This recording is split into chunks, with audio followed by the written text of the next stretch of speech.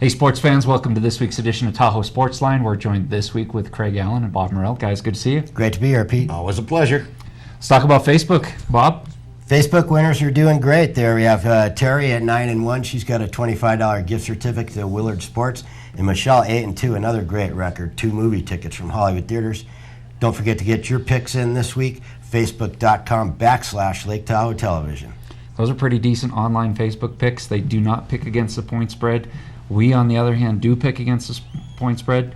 Craig, who are the games you have lined up for us this week? Okay, let's go to the Ravens going into Washington, D.C. Skins coming off that big Monday night win against the Giants. RG3, he's the real deal. Ravens threw in a clunker against the Steelers, but laying 2.5, the Ravens are a far superior team. I love them in this spot. Lay the 2.5. Yeah, I got to agree here. Too much going into the Redskins after beating the Giants there. Ravens are the better team.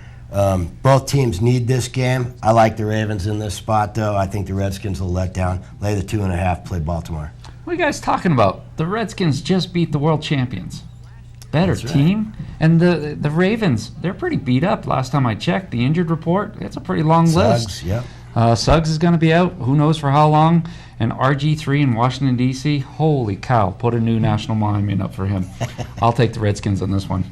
All right, let's go to the Stick in San Francisco. Niners coming home after a tough, bad beat loss in St. Louis last week. They tied them in the first game, losing in overtime last week. Harbaugh's corralling the troops. They're going to be ready. Kaepernick had a little shaky game. I think he's going to be ready to go. Laying only 10.5 against the Dolphins. I love the Niners in this spot. Yeah, I agree that the Niners will bounce back in this spot, but 10.5, I don't like the way Harbaugh's using that offense. He's got deep threats that they don't ever go to. 10.5 is enough for the Dolphins to cover this game. Yeah, that's a big spread for any NFL football game, and the Dolphins have a really solid defense. I'll take the Dolphins and the 10.5 on this one.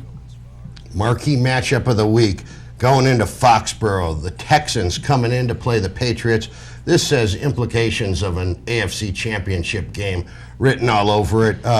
Patriots are going to be pumped.